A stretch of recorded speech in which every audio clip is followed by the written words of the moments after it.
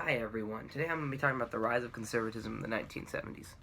So today we look at our political system and our political government, and we see two main parties. We see the Democrats, or the liberals, who believe in big government, and the conservatives, or the Republicans, who believe in small government. So believe it or not, it wasn't always that simple. It wasn't always that Republicans were conservative and Democrats were liberals. In fact, there was a time when conservative people and conservative ideology was considered a little extreme, going back to the 1930s. Now, when America was experiencing the Great Depression, we saw FDR use big government and big government systems to employ more people and to allow more people to get back on their feet and get back to working.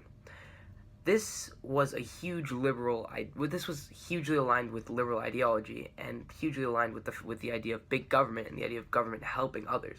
So this kind of pushed the conservative people and those conservative individuals to the side because they saw that the liberal ideology of big government was working, and they pretty much stayed quiet up until the 1950s and the 1960s. And in the 1960s, specifically the 1964 election, there was an Arizona senator named Barry Goldwater, and Barry Goldwater was elected to be the Republican candidate for the 1964. So that was important for the conservative movement because Barry Goldwater beat out a liberal Republican who was running in against him in the primary elections.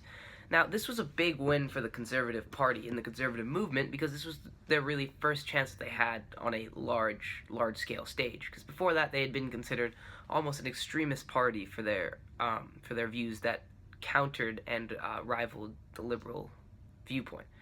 Now, in this election, Lyndon B. Johnson won the election by a landslide because Barry Goldwater had many extremist views. But what's really important to understand about this presidency and this election is that this was the first time that the South flipped from being Republican to Democrat, from being Democratic to Republican, and really adopting that conservative ideology because they associated Lyndon B. Johnson with the civil rights movement, and they were starkly against the civil rights movement. So therefore, places in the deep South, such as Alabama and other states, became more conservative strongholds and really began to adopt the conservative ideology. Fast forward 4 years to when Richard Nixon, the Republican conservative candidate, wins the presidential election. Now, Richard Nixon in many ways was both good and bad for the conservative movement. So many conservative individuals hoped that Nixon would push for more conservative agenda, would push the government towards a smaller government control and towards a more individual free market type situation. However, Nixon oftentimes would actually pass more liberal legislation and would oftentimes set the conservative movement back.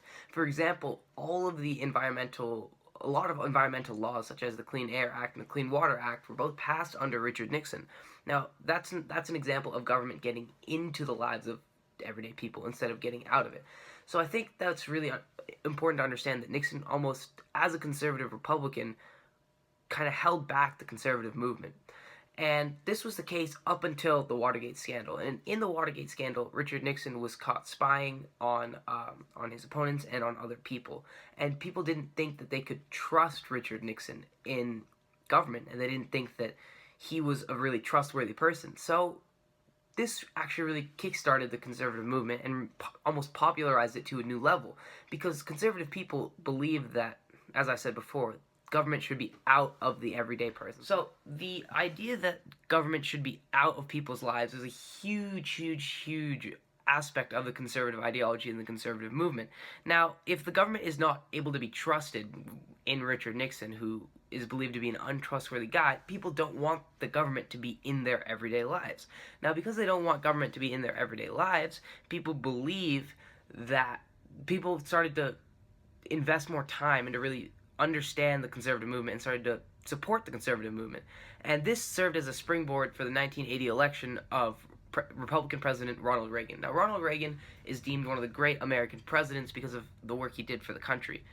Now, Ronald Reagan did many things to actually further the conservative agenda and actually help the conservative agenda along. One of these things that Ronald Reagan did was he introduced tax reforms, and he had tax cuts. He said he was essentially, by doing this, he was saying that we don't need your money in the government because we don't need to be as much involved in your life. So these tax reforms that were done by Reagan actually ended up furthering the conservative movement and conservative agenda.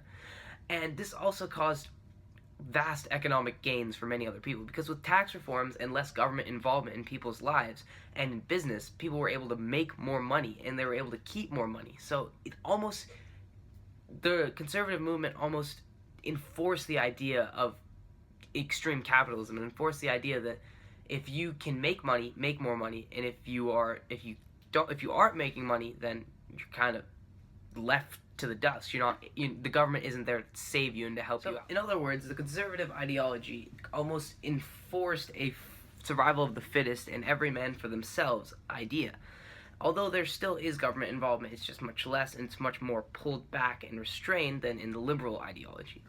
So the conservative ideology, of course, has major long-term impacts on the rise of the conservatism, has major long-term impacts in society today, considering that the conservative ideology is represented through the Republican Party in our government today.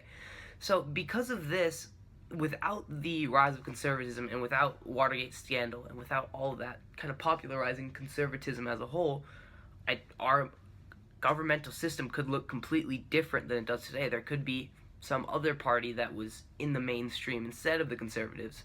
Maybe the Republican Party had taken on a different ideology that's not the conservative ideology, and we could be looking at a completely different America today. So I think it's really important to understand the rise of conservatism and how that came to be and what events led to that.